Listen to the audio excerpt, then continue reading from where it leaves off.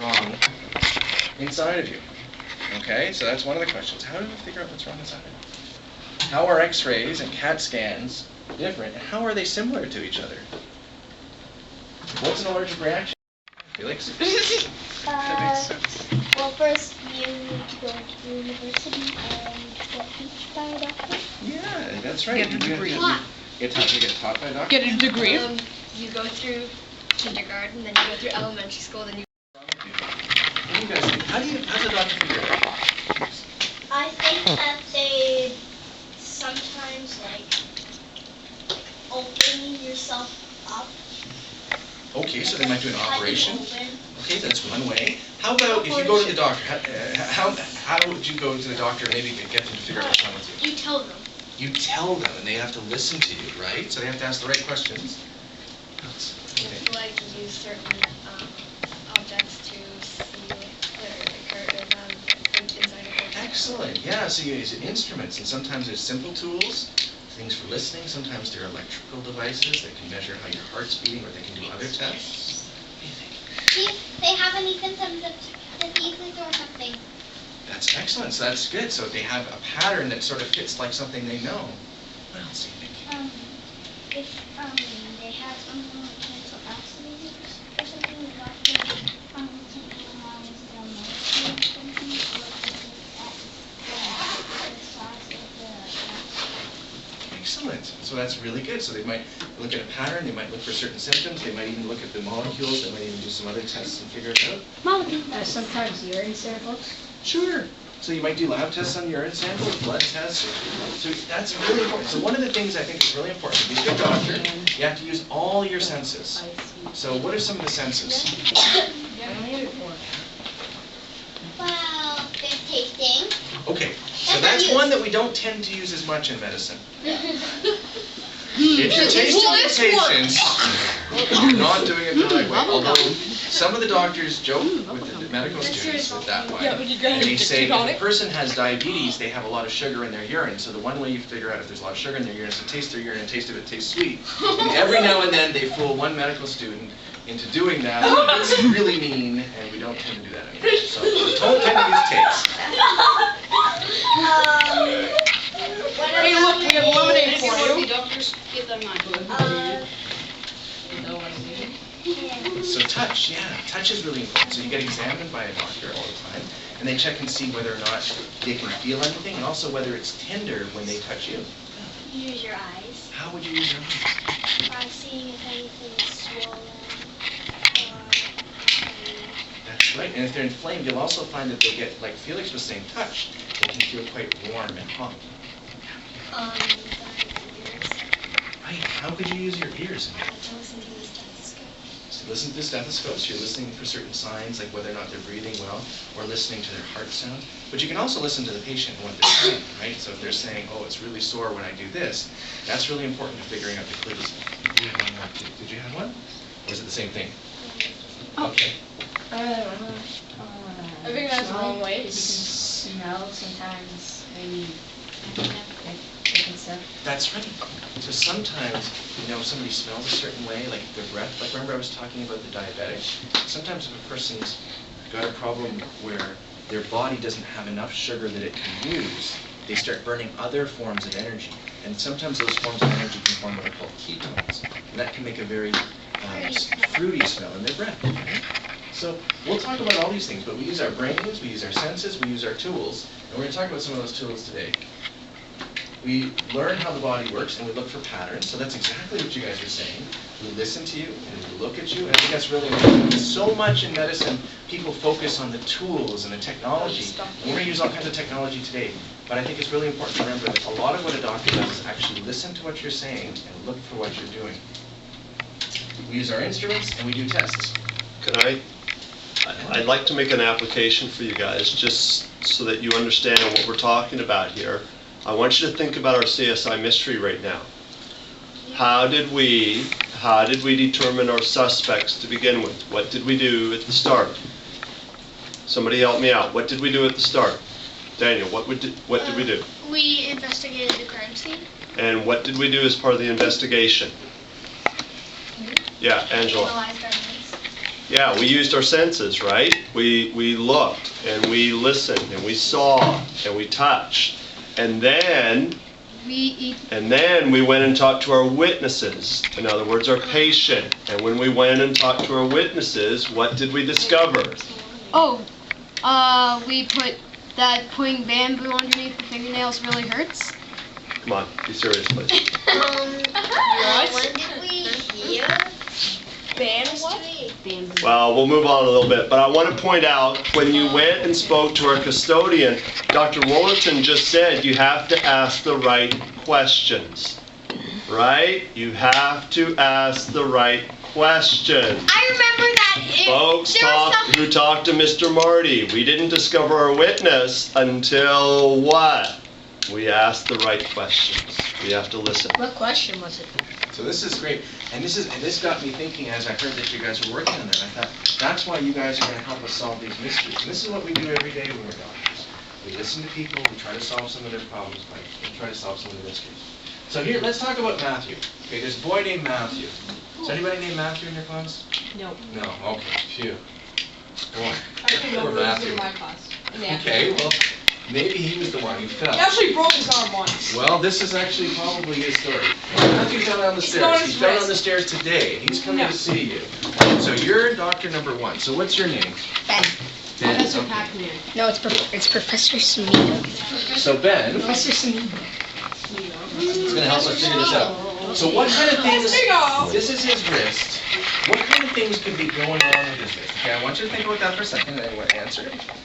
What kind of questions might you ask him? Okay, we're going to ask them. What would you look for? Or what kind of tests could we do? So let's start with the first thing. What kind of things could be going on with Matthew's wrists? If the stairs were like at our house where they're covered in rug, then he might have had a rug burn there. Okay, so the skin could be inflamed because he fell and he rubbed his wrist. It could be something wrong with his skin. It could be a little sprain. Could be a little sprain. So that's where sometimes some of the soft tissues that hold the bones together might have got a little bit injured. Okay, that's good. Could have like bruised. He could have a bruise. So what's a bruise? A bruise is when the blood vessels get a little bit broken. There's a little bit of blood that goes in there. It's quite sore, and that can happen in the soft tissues, or it can happen even in the bone. Bones can get bruised too. Okay, what else? So what part gets bruised? Is it the capillaries, the arteries, or the veins? Any one of those things can be bruised. That's a Whoa. good question. But which one is usually bruised? Like, if you fall down, like, if you hit yourself on the leg, like where? It would often be more of the capillaries, but yeah, any one of them could be. That's a good question. It So could be the veins, because the veins are on the surface of the skin because they Yeah. conduct the blood. well, it certainly can happen in the tissues, which is when the capillaries really end up connecting the arteries And the veins. right? So let's go on to this. So we've talked about the kinds of things that it could be. Can anybody think of anything else that might have happened to Matthew? What do you From think? experience, he could have broken his wrist. He could have broken his wrist, so he could have actually damaged the bones. Okay, so what kind of questions might you want to ask of him? What do you think? Can you move your wrist? Okay, what would that mean if he couldn't move his wrist? Either there was something wrong with the joint or the tissue. Excellent. Yeah, that's really important because the joint is the part between the two bones. So if that was inflamed or injured, that could mean that he doesn't want to move it very well. It could also be, like we were talking about here, to move things, muscles have to pull on bones, right? So if you can't move something, it might indicate the degree of damage that he has. It could be that he's damaged some of those tendons that actually help move some of the wrist. What else would you want to know? You might want to ask him, like, when you fell down the stairs, were you on top of your wrist? Good question. So how did you injure it? Did you fall forward? Did you fall backward? And that's something we call a foosh. And foosh is a fall on an outstretched hand. To a doctor, sometimes when they just write foosh, F-O-O-S-H, that means something short form for a type of injury. And you find that there's all kinds of injuries that can happen to the body, and people want to know what kind of mechanism, because it might indicate part of what's wrong. I'll come back to you in a second. Have you ever hurt your wrist before? Good. What would that indicate? If like you've hurt it before, then maybe it could be like the pain coming back after he felt the mysteries. Right, so he might have actually had an original injury, and this isn't something new, this is actually something that just got extra sore because he's damaged again. So it might point you in the direction of things to do or not do. Well, again with the food thing, my brother, I think it was like about a year ago, he broke his arm because he was playing a game and he heard something wrong. So then he jumped on a yoga ball and landed with his right arm down. It hit the cabinet and then the floor, and then it broke his right arm. Oh my gosh. So he had multiple things happen to him. So what kind of things might we look for? What do you think? Swelling, yeah. What would swelling be?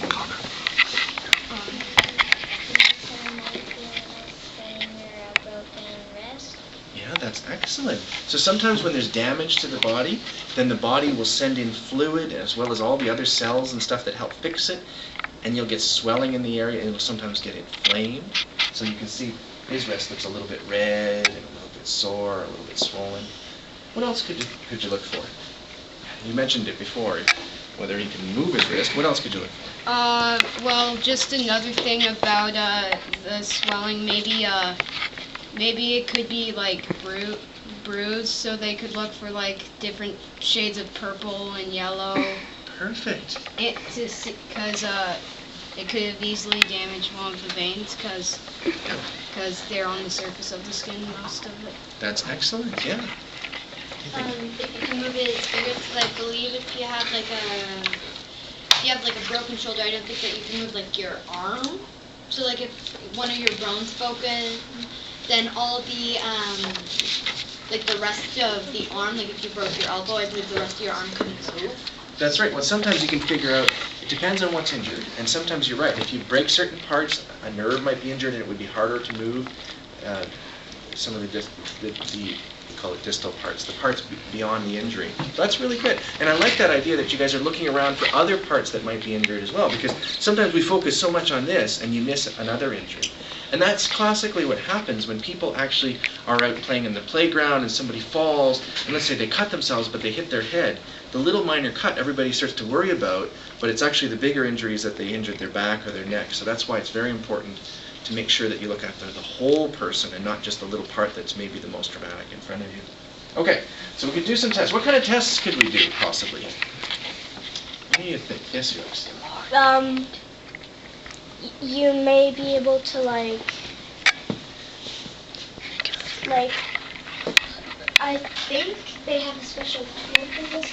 I'm not sure, but you put it just in the skin, a special type of needle just in the skin, so that it doesn't hit any blood cells. It just goes in the skin, so that you know if it's bleeding inside. Oh, okay. And the blood comes out. And certainly we'll talk about some of those different ways that you can actually even look in with scopes in a later case number 5. But yeah, what about another test we could do? We could do an x-ray. So we'll talk about what x-rays are. Has anybody ever had an x-ray before? My brother Okay. had 4. You've had 4 x-rays? Oh my goodness. Oh heavens. Okay. I've had 2 x-rays. I didn't want. So, let's see here. How did you break your left arm?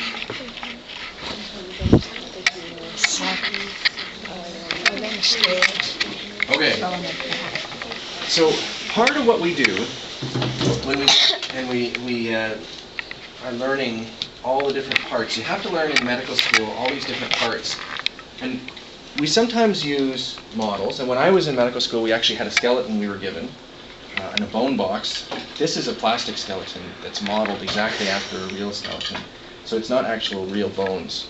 And you should have seen yesterday when I was taking it home from the hospital, because I had to I couldn't really get him in, so I was trying to tuck him into my trunk, and I had to sort of fold him in, and then I realized I had to sort of stuff his legs in, and somebody was walking their dog across the street and said, is that anybody I know? I said, nope, it's nobody you know. Because it looks kind of funny for somebody to be taking a skeleton home. But normally he stays at the hospital and helps us teach. But when you look at the wrist, and you look at the bones, so this is where Matthew hurt his arm. So what do you see here? Right wrist. It was on the right There's wrist. the right, okay, so we can look at the right, that's fine. Slightly, this guy is a little bit asymmetrical for a reason, in that one side of the body has a lot of the important connective tissues, things like the tendons that turn them, and the other side just has more of the bone. So I'm just going to show you this side because it's easier to bend because he's got more joints in it. What do you see down here? Lots of bones, right? And the interesting thing is there's sort of parallel systems in the leg. You see there's a big bone and then a little one. Same sort of thing in the leg, right? In the upper arm there's one big bone, the humerus, and the big bone down here, the femur. Is and then that on why the they call wrist. it the funny bone? Yeah, well they do. Yeah, where's the funny bone? Humerus. Yeah, right here. But it's actually A nerve. when you hit this. Yeah, do you know what the name of the nerve? No. Oh, okay, that's good. Funny nerve? The funny nerve would be the better name for it, but this actually is called the ulnar nerve, and it runs down right around here in this little groove, right along there, and then it comes out. So when you hit your elbow on something, you feel that sudden. That's Weird. They call it your funny bone, but it's actually because you hit the nerve on the table or you pinched it. But this is actually the ulna that runs along here. Okay.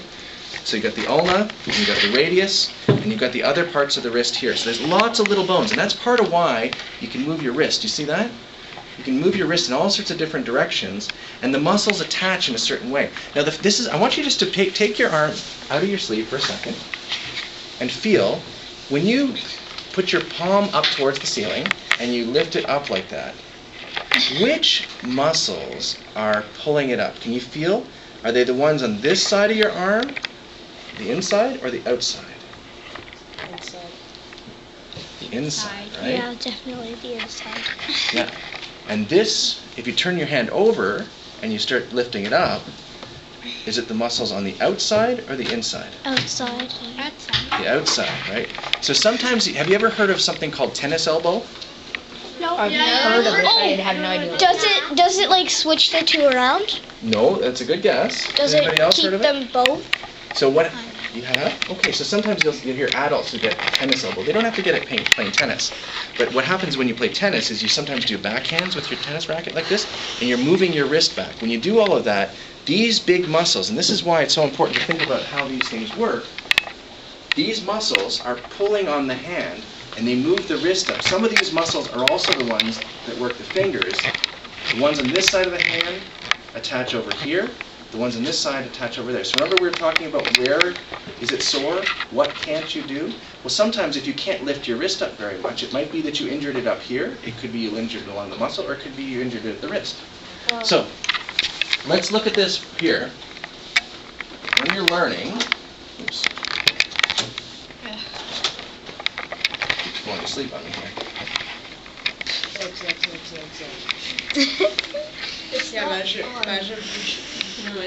Not on? There we go. So let's look at the skeletal system. The nice thing about having it on something like a little iPad like this is that you can actually zoom in, you can twirl it around. So when I'm studying with my students and we're trying to figure out how the wrist works, which bones could be affected? Let's say... Really zooming in there. Zooming in a lot there. Okay, so this is some of the bones of the wrist. Let's hide that there. The other bones, oh my goodness. I really like that part of the body. There we are. Okay, so these are some of the ligaments that attach the bones. Okay, so what you want to do, I'm just going to take away some of the little ligaments here that you don't really need to see. Oops, not that one. X. We'll take those away. And you can see, depending on where Matthew is sore, you can actually figure out what he is. So how many bones are in the wrist? Can you count them, I wonder? 1, 2, 3, 4, 5, 6. Oh. Too many. Too many. Just enough. What are those things that you're taking? 1, 2, 3, 4, 5, 6, 7, 8, 9, 10, 11, 12. Because otherwise they would all fall down if they weren't all tied together by little pieces. So depending on where a person's injured, they may have more or less Are these? Will all the bones fall down if you take all the ligaments away? Well, they Well, were on damaged. Yeah. on So I wanna show you the here. thing on the Yeah, that would iPad? probably be in a bunch of different pieces. will all of them just fall? Guys, watch. So here we got one bone. Remember we were talking about coming down? We got another bone. We have a bone here. 1, 2, 3, 4, 5, 6, 7, and then there's one more tucked in behind here. So these 8 bones of the wrist are really important. Now in medical school you have to learn all those and the position of them and what they look like on x-rays. And this is something that that's really important. Now you guys were talking about how muscles move, right? Why don't we just watch a quick video here? Muscles that perform opposing actions like flexing and extending. This sounds like it or relates to what you guys are bending. going to be doing soon. Muscles involved in these paired actions are categorized as agonists and antagonists. A muscle that contracts to generate the main force of an action is called the prime mover, or the agonist for that action. Muscles that perform the paired and opposing action are called the antagonists. The agonists in elbow flexion are the muscles that contract to bring the elbow joint into a flexed position. The antagonists are the muscles that perform the opposite action, elbow extension. When the action of elbow extension occurs, the roles switch. The triceps brachii is now the agonist and contracts to extend the limb, while the biceps brachii muscle is relaxed and becomes the antagonist. Muscle interactions throughout body regions involve paired actions. These include flexion and extension, elevation and depression, and pronation and supination. So you see, what you're mentioning before about whether or not certain parts work or don't work, that's really important. Now let's just go away from this for a minute, because I think we'll talk about x-rays. So how does an x-ray work? You know? Yeah, what do you think? Well, I know that there are I know that there's x-rays and tubes of beryllium full of nothing. Yeah, good. Technically, because it's a vacuum. And it shows the bone. Well, and that's what's really important. So there's Is an it x-ray recording? source, just like you're saying, where there's something like we're really looking for. Another source, and the x-rays come shooting out of it, and then what you have on the other side is some sort of detector. Now, in the old days, they would have a picture film they would put inside of a case. It was a metal case, and the x-rays could go through the case and change the film, but the object in between would leave an impression. So here, you've got a picture of a boy, it's just a cartoon. But do x-rays hurt? No. No. I hope not. Through your skin. They go through your nerves. You don't feel any of that. It takes a second or two to do. Now they use special detectors on the other side. So, what body part do you think this is? Yeah, this is actually the first x-ray picture that was ever taken. Wow. I thought the first one was of a pea. Well, this is the first x-ray of a body part. This is the Roentgen's hand, actually. So, or his wife's hand, actually. You can see her ring on there. And that was Oh the yeah, next that thing little for him. bump You there. see the bump there? That's the ring. Going to see it 'cause- She was wearing the Okay. ring. Now, what else do you see? Now, let's use your powers of observation here, guys. What do you see in this x-ray? The rib cage. Okay, the rib cage. How do you know I it's the rib see cage? like Spinal cord. Okay, where do you see the leaves, Felix? I see them like these white things These that are little like things? stick. Yeah. Okay, we'll come back to that in one sec. Oh, this one's fine. Okay, what else do you see? I see that one side, like it's kind of pushed in. It's a heart. Like over here or over here? Yeah, Yeah. That's So what do you guys think this is here? that's the heart. It's the heart, right? And so what they do when you see, so you can see with the x-ray was put on the one side, and then they shine it through the person's body, and they have the detector on the other side. So where there's something that's filled with air, it comes out and looks quite black because the x-rays hit the sensor. When they don't get through and they bounce back, they create a white structure. So something that's a little bit thicker, like bone, it goes right through, and x-ray bounces off.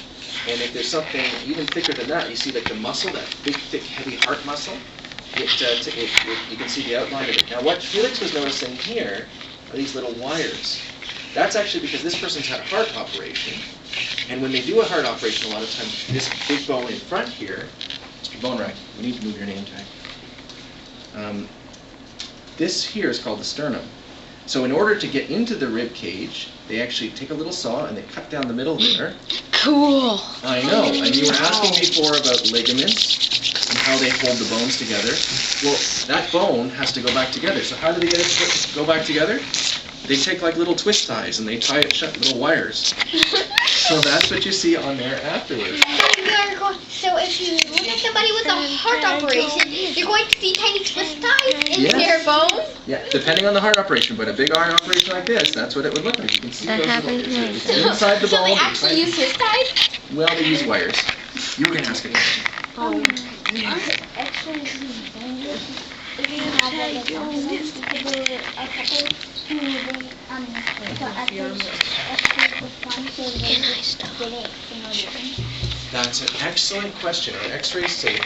X-rays, you got to be careful because too much radiation can be damaging for the cells in your body. Now, a simple X-ray or a few X-rays isn't a big deal, but you'll see when we talk about CAT scans in a minute. A CAT scan of the chest, let's say, that's the same as 400 chest X-rays. Wow. So, we try to make sure that we don't get too much radiation. Too much radiation can lead to genetic mutations. And in our lifetime, all of us, the biggest risk of radiation we're going to get isn't coming from being up high in the atmosphere if we take a supersonic flight way up above where the air is very thin and there's radiation coming from the sun and so on. It's not from that. It's not from uranium that's in the soil or in the water. It's not from working in a nuclear power plant. It's from things like CAT scans. So why, as doctors, we have to be careful is that we're using our ears and we're using our eyes, and we're using our brains a lot more, and not just ordering test, because sometimes you can do one test and another test, and by the time the kid gets to be 20 years old, he's had dozens and dozens and dozens of tests. But if you need it, you need it, and that's why they make sure that there's very good rules for when a doctor should use things like CAT scans or other X-rays. But X-rays generally are very, very safe. There's very, very little radiation in them. But you have to be careful. Sometimes, if they want to protect parts of your body, they might put a shield on you, like a lead shield, that if you looked at this, it would just be white, because it would block all the X-rays going through to protect parts of you. What about this? What do you think this is? Oh, the mouth. Felix, we're going to ask people who have hand up. Yeah. How did you tell? Because Felix said the mouth. I've seen my teeth X-rays. You can see all those teeth, eh? It's so obvious. That's a dental X-ray. Oh, And yeah. it's actually, and it's funny because remember how that picture back here, you can see how the object shape gets a little bit distorted based on the fact that there's a path and a beam. Look at the funny shape of this one, right? It sort of gets this funny spread out look, and what you see is the whole front of the mouth, like here, and this is somebody with their mouth open a little. Can you open your mouth? Okay. So there he is. He's going to open his mouth. And you can see the teeth. You can see that this person has... Oh, his head's falling apart. Oh, God. I saw that earlier. You can see the little the fillings in there as well. And that's how the dentist would look to see if you have cavities. What do you think this is? This is trickier. Oh. The shoulder bone? That's excellent. Yeah, it's a shoulder bone. Yeah, you can see the shoulder coming up. The shoulder is an interesting joint, right? Because it can actually move around. It's got muscles that attach here, here, here, and underneath. And what it does is it moves the shoulder in all those directions. So Chicken. it does look like a chicken, doesn't it? It's got little wing bone back here. Okay. Okay. So name this body part. That's not really a dog. That would be awesome. It looks like a mento. Yes, the giant mento. So you see, the person lies down here, and then what they do is they have their bed that rolls along, and it rolls them inside, and then the X-ray, it makes sounds because the X-ray machine goes around and takes pictures, and the detectors are on the other side. So what it does is it uses computers to put together images. Now what's different about a chest X-ray or other X-rays is they put the detector on one side and the X-ray source on the other, and you get an image of what goes through. It's pretty straightforward. But a CAT scan allows you to look at slices. Okay, so what's this part, do you think? Heart. It's a good guess. Looks like What do you think head. these two things look like? The shoulder blades. They could be shoulder blades because they've got the tops of the The shoulders. heads. It could be. And what do these things look like? Yeah, those are probably eyes, and that little thing right there Down. Yep. Yeah, that looks like it's to the brain. Then those little more gray objects can be parts of the brain, That's little parts of the brain, and then right there is nasal part. That's excellent. So that's what you get. So what you get here, and this is a little higher up, so you get slices. Now as a doctor, part of what you've got to get at, remember I was asking you about when you're good at art. Part of when you're good at art, you can imagine things looking a certain way. You can connect pictures together in your mind. So a lot of times what you have to do is you have to scroll through these images and imagine one slice after another. Now they don't really slice anybody open, right? We talk about slices just because the computer, oh, thank goodness they don't. But you can also get the computer to do really cool things because it won't just go in slices like that. It can go slices like this. And then you can start to add pictures of these parts. Now what do you think these things are? What are these things here, these black things? Remember we talked about it before. If it's black on an x-ray, what does it mean? Yeah, what do you think? It's like there's, it's like you can see it better. Like. Yeah, there's stuff that goes right through it. So the x-rays go right through. So someplace where the things, x-rays go right through would be where there's lots of air. Where is there lots of air in your body? Oh, in your lungs? In your lungs, right? So your chest is right up here. So you can see how there's all these different ways of looking at things. You've got here also the giant liver that's right there. And we'll come back to the liver in a little bit. You've got all these intestines all stretching around in here. You know what that is? What? That's a part that's coming. Just kidding, that's not a nice word. Okay, so that's gas that's going to come out of the intestine at some point, right? So that's what these things are. These are muscles in the abdomen, and these actually they've actually put some intravenous contrast in here so that you can actually see the giant blood vessel coming off the aorta, coming off the heart, that gives blood to the brain, the arms, everywhere else, the kidneys. That giant aorta, you can see it. And you can see the little tips of the bones, because what they've done is you can imagine this guy, they've actually gone through like right there, and you can see the tips of the ribs coming around. I knew. That's how I thought it was like that part of the body. That's right, and you can see the hips and everything. So this is quite an interesting image. This person's got arms up in the air like that.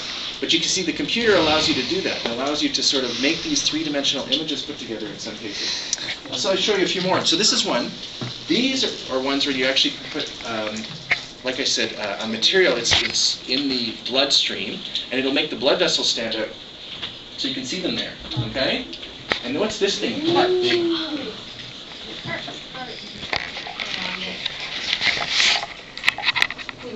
Heart? That's right. So the heart. So see, now they've added color. And so that's where sometimes these tests allow us to look at things in different ways. Now let's take a quick look at a quick little video here.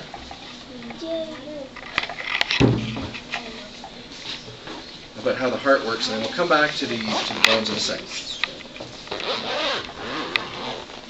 The heart is a muscular organ that functions as a double pump to control blood flow. The heart of an adult male is slightly larger than that of an adult female. On average, a normal adult heart is about the size of a fist and weighs approximately 300 grams, less than 1 pound. The exterior of the heart has a conical shape.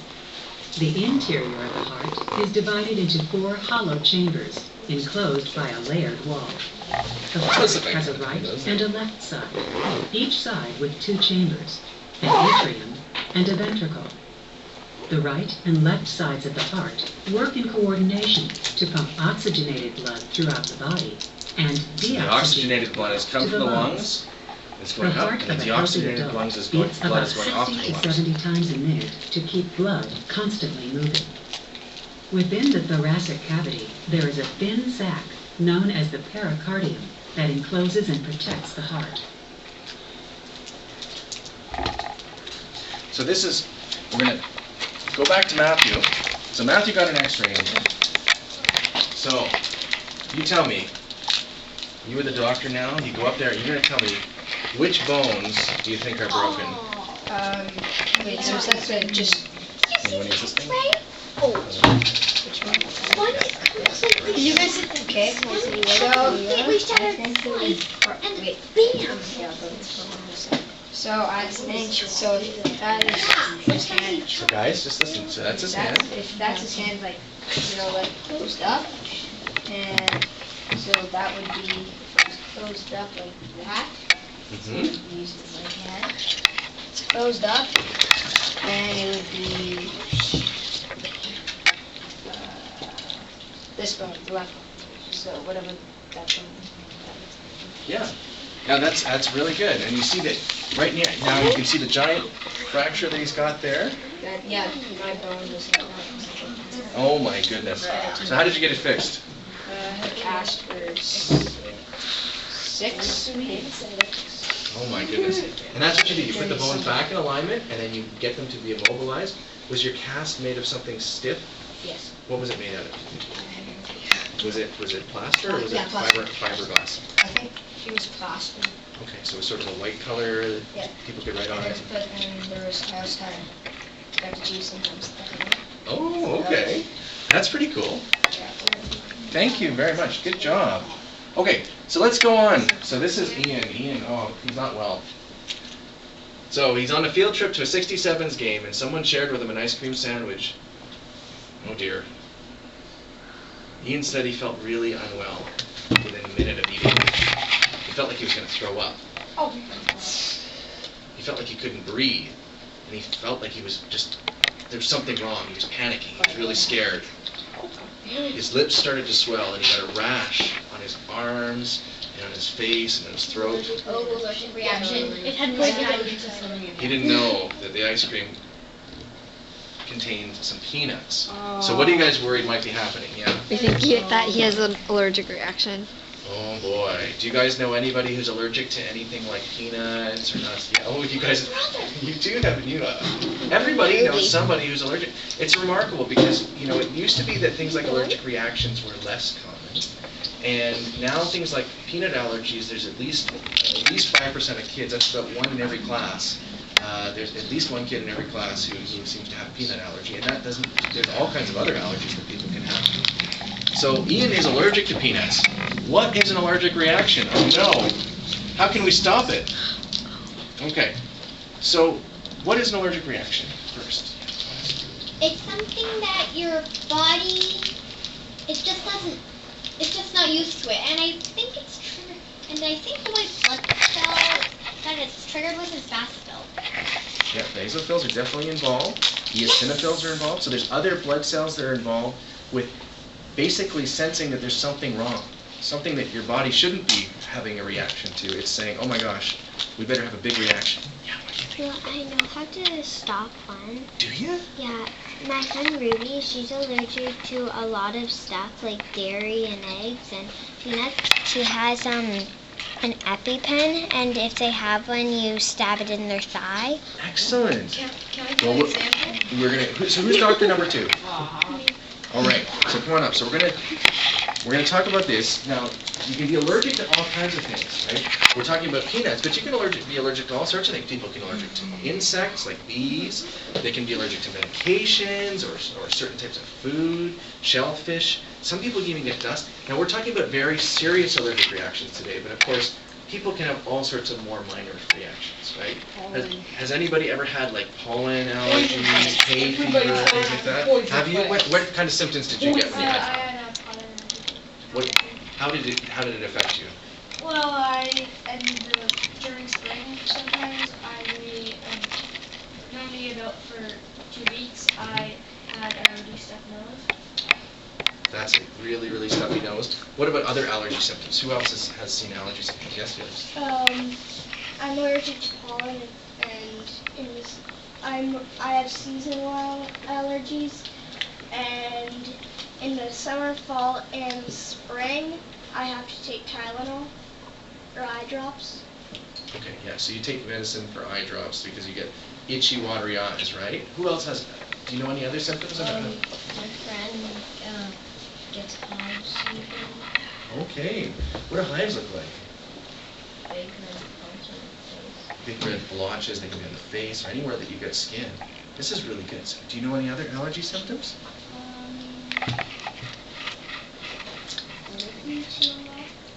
Okay, yeah, some kids will get a reaction that way where they're intolerant of gluten, which is a protein that's in certain types of grains like wheat, and then what ends up happening is it affects their tummy. So it's more in their stomach, but it can affect other organs as well. And lactose. And lactose. Well, we'll talk about nutrition in a few minutes. So allergic reactions. What's your name? Okay. So we're talking about really serious allergic reactions, and you can give an EpiPen. Now, you know how to do this. Your friend is lucky to have you being able to give Now, so how do you use an EpiPen? So we're going to figure out how to train to save somebody's life if they're having a serious allergic reaction like Ian. So it turns out that Ian's got an EpiPen, and he carries one on his belt. Oh, yeah. And you have to pop it out. This is just a trainer. This isn't a real one, but it looks just like the real ones. They're both trainers. You can tell because it says trainer on it. Now I want you to take one. Have you done one of these before?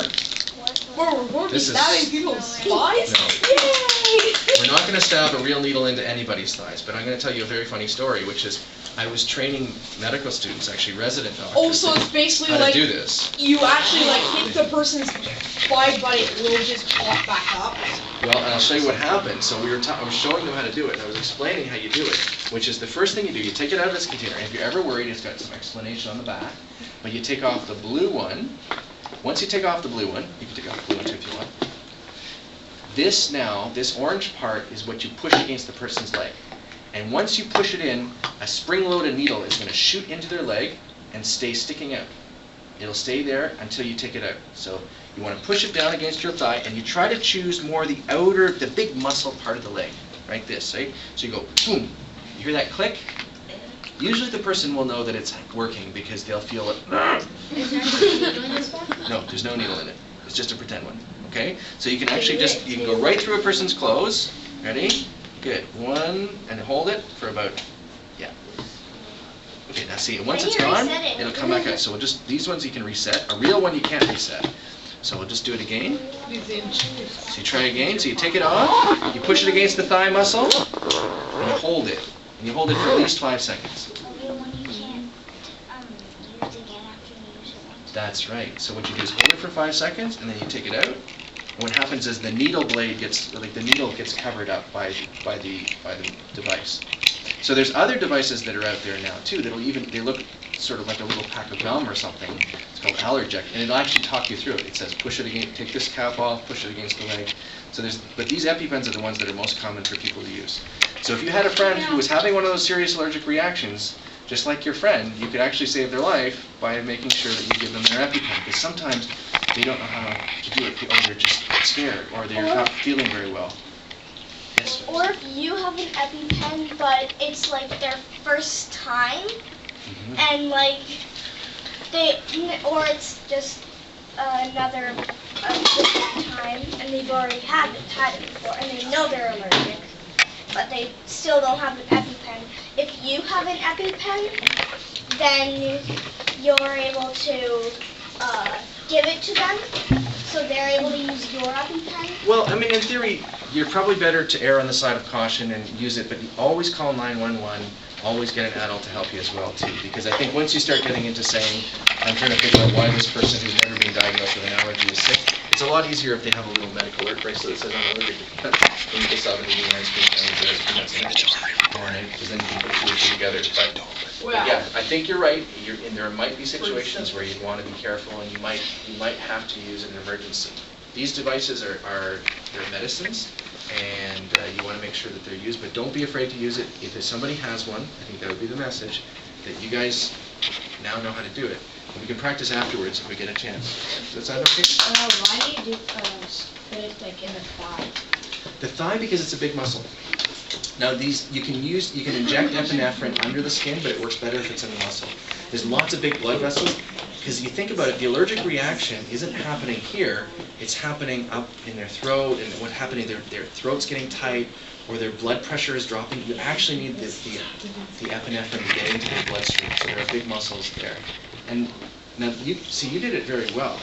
I've had resident doctors say, oh, I just do it this way, and they sort of stab it into the knee. And I say, don't stab it into their knee, because they don't really need the epinephrine in their knee. They need it into their muscles and into their bloodstream. Okay? So do you do it to the back or the front? I would tend to use the front, the big muscle on the front. But you can use it. Could be the back side if you had to. There's a big muscle back there too. And it's kind of. Oh, I'm not talking about the gluteus maximus. I'm talking about the one that hangs down. Yeah, like the hamstring muscles. That's true. That's very good. What about the groin? Would you want to hit on the groin? You have to be careful, and this is why I say the outside. Generally speaking, there's a lot of blood vessels and nerves on the inside of the leg. If you have the choice, yeah, so you got to just make sure that you're not causing more damage, but don't worry about that sort of thing. The point is, these devices are meant that they can even go right through pants. You don't have to worry about getting the person's pants or right through the pants, okay? But the point is, people think about allergic reactions being just one way or the other. Think about it. It can be anything from the face, where the person gets very swollen lips. They can get a rash on their skin. They can get airway problems where they just can't breathe and they get panicked. And they can get stomach problems where they feel like throwing up. And for example, Felix's brother, the actual Ian, has had an allergic reaction. His form of anaphylaxis is one where he just feels panicked and he throws up. So that's when it's very serious. Okay, case number 3. Oh, Jennifer. You're number 3? Yes. All right. That's the average person. Not me. Gabe's up now. That's like the average. That's the average modern day person. By the way, listen. I don't That's believe a you're guy. the queen. Listen. So what's your name? Oh, my name is Gabe. Gabe? Oh, that's great. So, Jennifer's pretty weak, okay? She's been hanging around. The doctor listens to Jennifer and her mother, and she's been really tired for a few months. Jennifer's mother worries that she doesn't eat very well. She only, look at the foods she's got in front of her there. Chips. And cola. Chips and cola. She doesn't want to eat other good foods. The doctor wonders if maybe she's tired because she's anemic. And anemic means she's got low red blood cell count. So why are red blood cells important?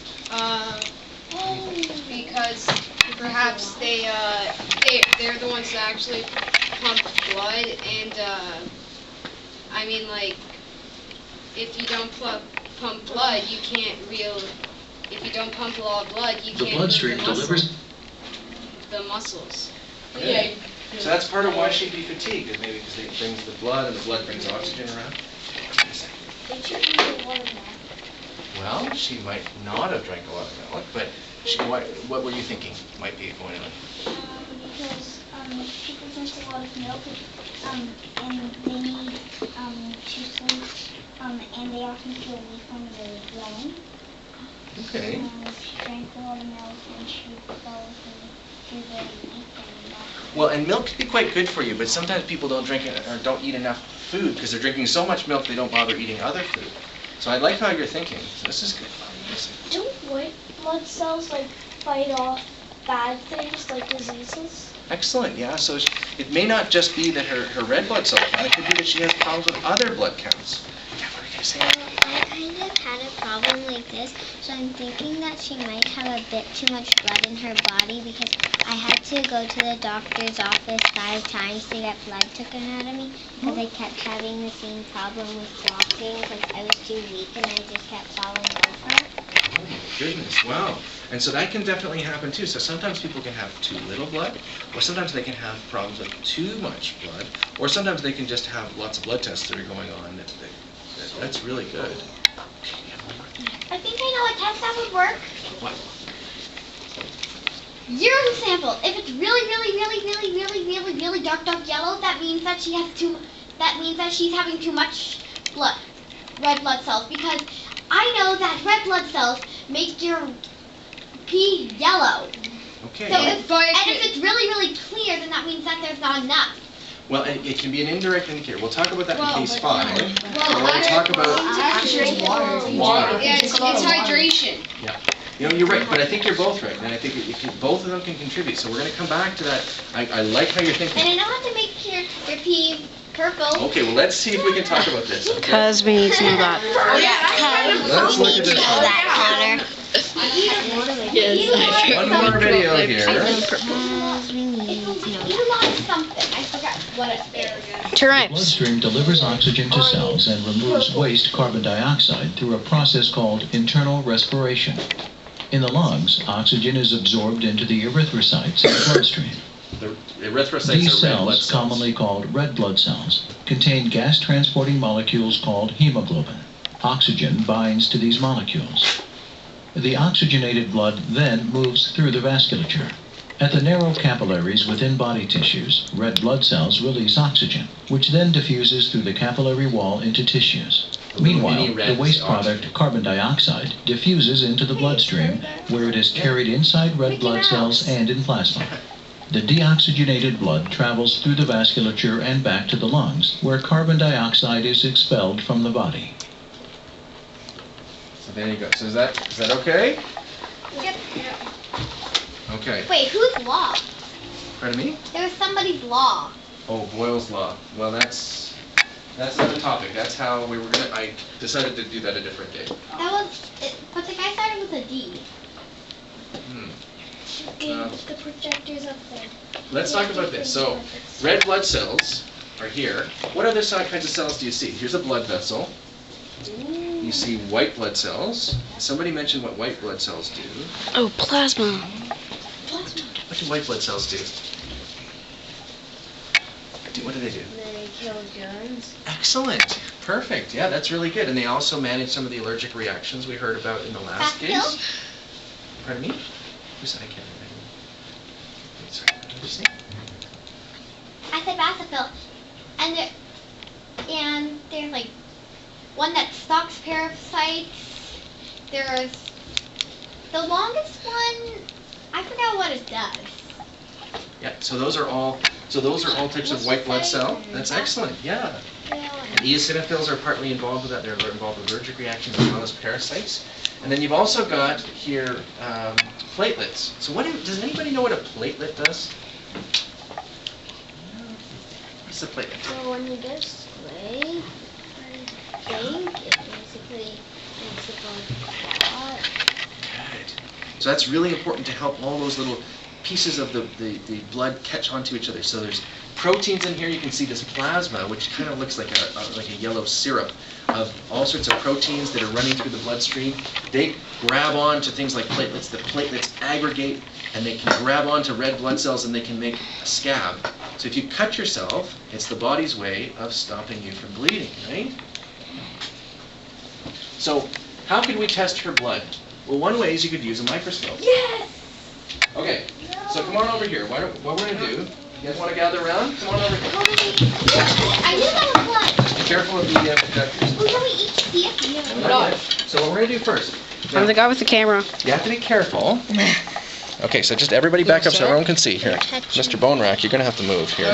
He's a very big bony guy. Where did you get the blood? Okay. So this is something, now, you sometimes see people, does anybody have anyone in their family with diabetes? Yeah? Do you know who has diabetes in your family? My younger brother. Oh, so he's had to test himself a lot. How old was he when he first developed diabetes? He was 8. It's been almost a year. Oh my goodness. My parents actually make me take blood tests every month to make sure that I'm not. To make sure that you're not developing diabetes. Well, so you know all about this. So this is a finger poker, also called a lancet. Okay. Oh, Miriam uses those. Yeah. Now what's inside the lancet, I'll show you, is a little tiny needle. Can you see that? Yep. See how now it's poker, it's sharp. Now, we're not going to have, you don't want everybody poking their fingers at the same needles and stuff like that. That might spread germs around and stuff. So what you want to make sure is only one person's going to do it, and that's me. And we're not all going to poke each other. We're going to, just me, I'm going to poke myself. And I'm just going to clean my hands off here using this hand cleaner, right, the hand sanitizer. I've got a little cut right now. Pardon me? My friend Tiana has to use that. Isn't it bad if you don't have something like that you take it? Isn't it bad for you to take? No. Well, that's a good question. So what you're going to do, I'm just going to show you. So we're going to actually collect some blood here. So, oops, I have to. So much more.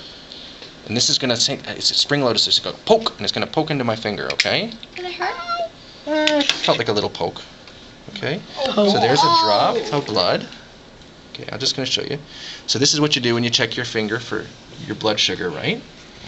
I had my lunch, and it says my blood sugar is 6.1, so that's a really good number. That's a good number, yeah. Well, if I was diabetic, it'd be great. It'd be like, yay! So I'm just going to take one of these slides. Yay! Yay! Yeah, well, it'd mean that my blood sugar is just right where it needs to be. But I'm going to show you. I'm going to take a microscope slide here.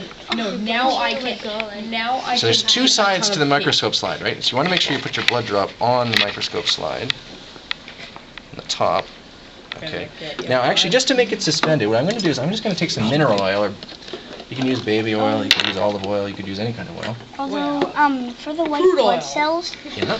there's a type of disease where blood cells can be, like white blood cells can be bad because they can destroy that good blood cells that are innocent and actually help.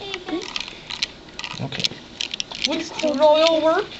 With crude oil, it'd be harder to see through, but that's a good question.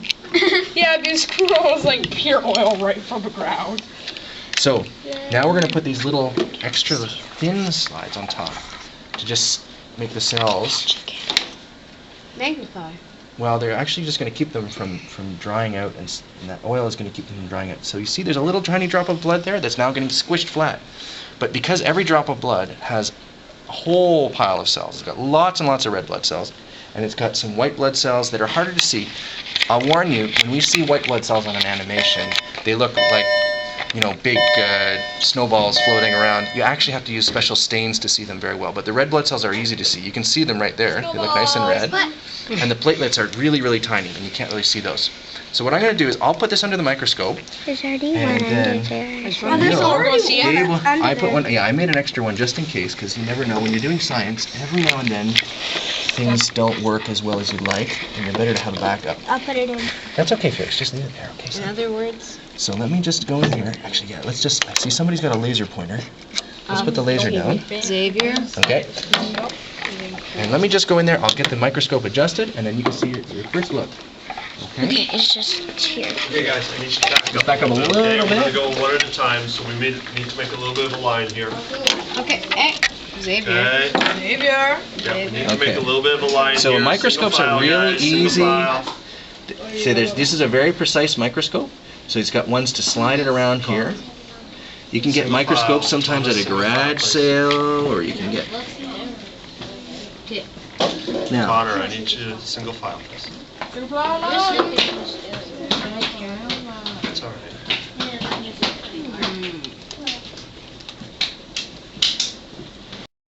there you go. Okay.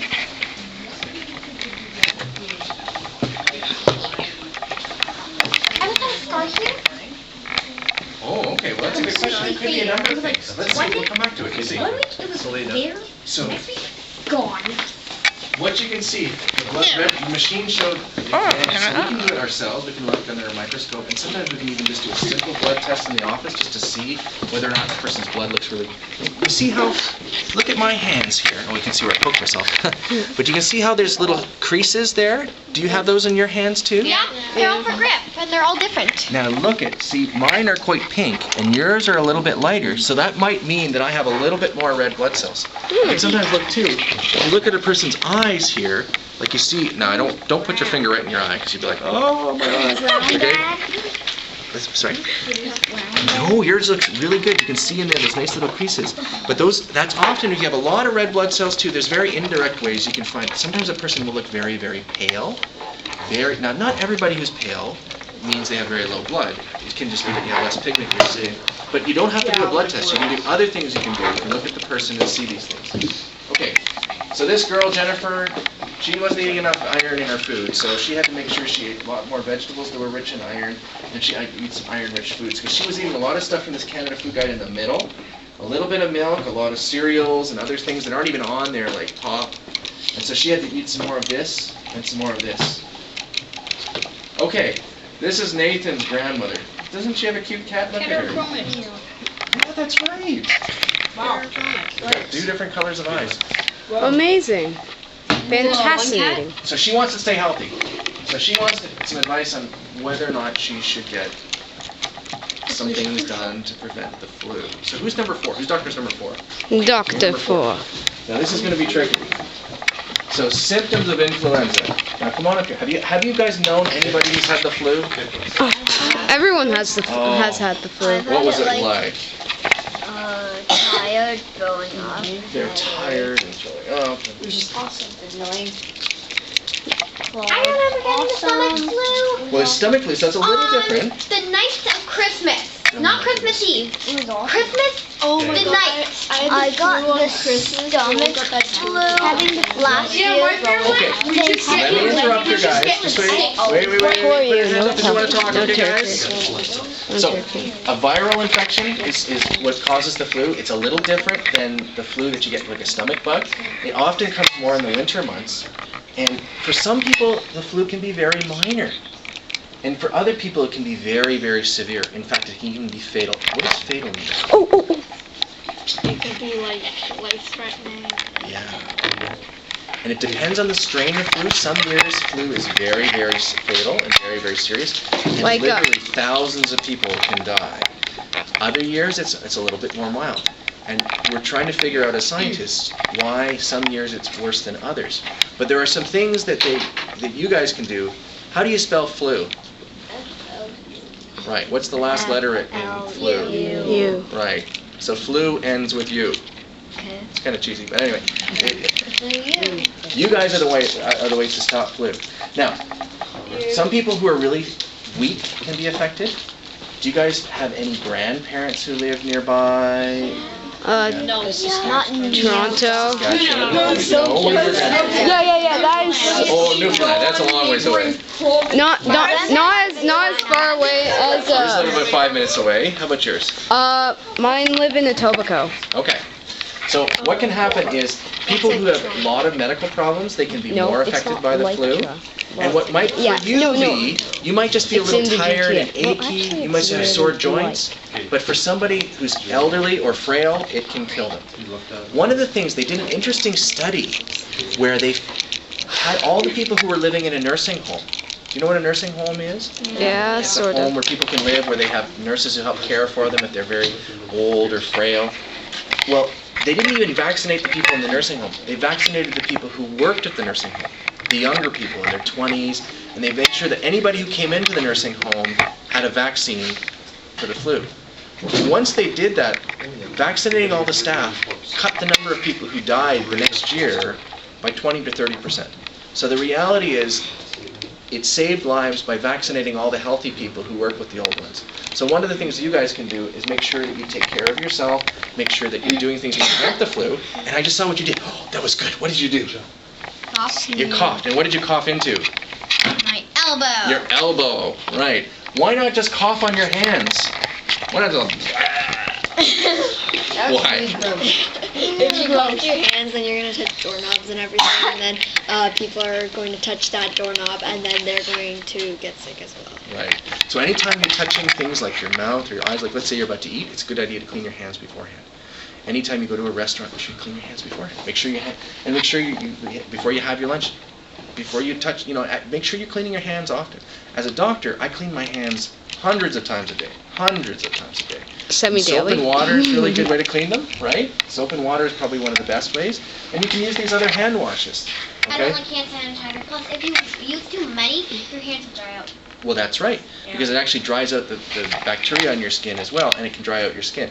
So you have to make sure some of them, like this one, has a skin moisturizer in it as well. So it's got something to kill the bacteria and kill off any viruses, but it also can make sure that your skin stays moist.